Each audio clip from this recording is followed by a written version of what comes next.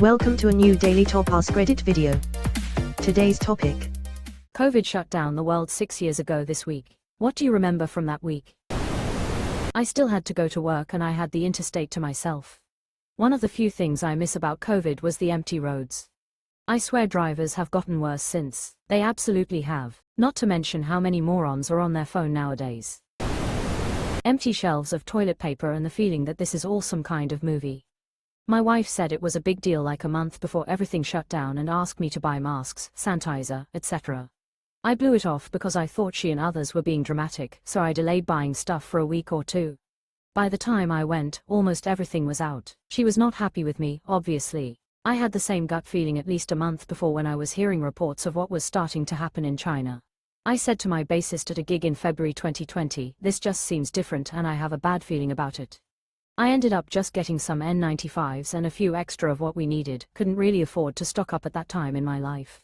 I was also super fortunate that I got to lockdown right next door to my mom.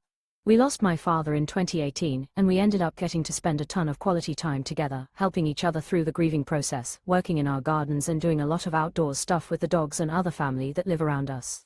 I remember thinking, whoa, if this gets really bad, we could be locked down for a few weeks. In many ways, we've never recovered. A lot of people were really inconvenienced by COVID, and their takeaway was that they would never allow themselves to be inconvenienced by anything or anyone ever again. That is an interesting way of looking at it that I've never considered. For me, things and those around me, things just broke. Work, social circles, expectations, goals. It turned into one crisis after another, be it health then economic, so on and so forth. Frankly, I was in a precarious place before and have never recovered. It still feels like it was 2 years ago for me. Life never moved on. Actually, I always expected, wanted, some type of end or closure to the pandemic. It never came, no ceremony, no announcement, no celebration. Like I said, just one problem after another. I was sure everything would be normal again in May LMAO. 2 weeks to flatten the curve. Flatten the curve, OMG. It's been a while. Animal Crossing. So much Animal Crossing. I haven't touched it since. I see my Switch all the time but I can't bring myself to turn it on. There's a new update since January this year. It made me play again. Ah, man. My cruise is going to be postponed for weeks. How inconvenient. Ha ha ha hh ha ha ha ha ha. I booked my first cruise on March 4, 2020. By the time the cruise line finally opened back up, my credit wouldn't even begin to cover a new cruise. Same with the flight credit. I finally got to go on a cheaper cruise line in 2024 and had to drive to the port. We booked the same time. The cruise was moved back a couple weeks later, then postponed a year. Then, when we got close to that date, it was cancelled. We tried to rebook for 2024, but the ship was full, so we booked for 2025. We made that cruise. It was a once-in-a-lifetime cruise that 8 family members attended. It was back to the town they were born, to see their childhood home. It was being planned since 2017. We finally made it 8 years later. I was essential, so not much changed for me. Funny how essential workers were paid the least. I remember seeing a meme that came out around that time that said, essential, because calling us sacrificial would be too honest. Seeing streets completely empty felt unreal. Every headline was terrifying and constant hand washing and obsessively sanitizing. My hands were so dry from all the washing. I don't think mine ever recovered from all of that washing. I remember going to the grocery store and all the soaps and cleaners were sold out. I happened to see a bottle of hand soap on a random shelf like someone ditched it. Of course, I picked it up and bought it. I remember seeing a couple of ladies eyeing it in my cart while I was shopping and seriously thought one might try to grab it. Total insanity. People literally calling for other people to die or have their lives ruined, and then trying to pull a no hard feelings lol after it was all over. It really was eye-opening how many people would choose to potentially have someone die than do something that would be at absolute worst a mild inconvenience just because they didn't think it was necessary. It is identity. Their lives revolve around doing everything to only benefit themselves. Being told to do anything for anyone else is considered tyranny. It was disturbing to see an awful lot of support for eugenics and seeing the elderly and disabled as expendable burdens. Thinning the herd, as if it's culling chickens, not human beings. Friends GF dropped they've had their time, society can't be expected to bend over backwards for them, on me when discussing the effects of COVID-19 on the elderly. Def lost what little respect I had for her right there and then. I, in the US, lost a lot of faith in humanity after the 2016 election. Then I lost a whole lot more with the pandemic. I lost what little was left after the 2024 election. Soul-crushing despair all within 10 years. It was truly awful. I got diagnosed with cancer in October of 2019. It was caught early, but I still needed to see any oncologist just to be sure.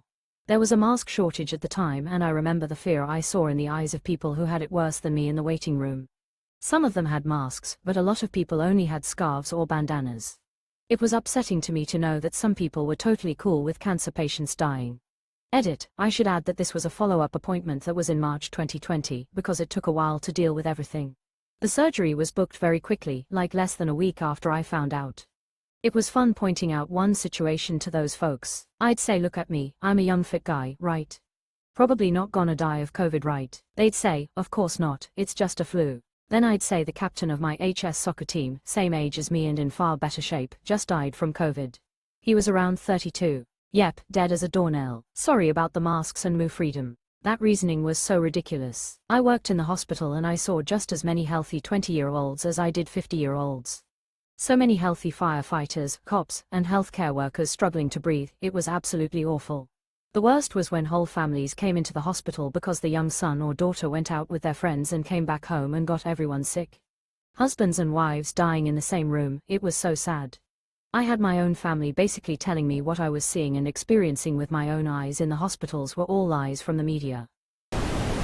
It was the best time of my adult life to this very day.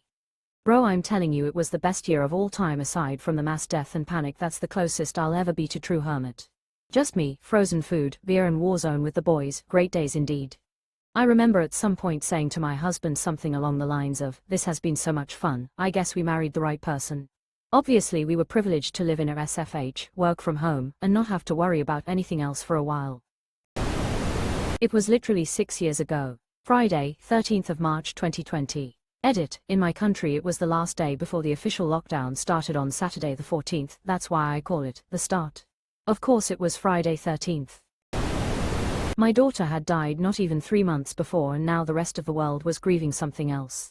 I had just returned to work the week before and then they closed, fitness field.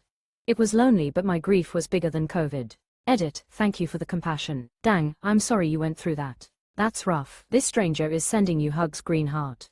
If you want to share, I would love to hear all about your daughter. Heart, how old was she? What was she like? Unfortunately, she had a birth injury because doctors didn't follow protocol and let her suffer. That led her to lose oxygen and she became brain dead. Instead of bringing my baby to her nursery at home, we had a funeral.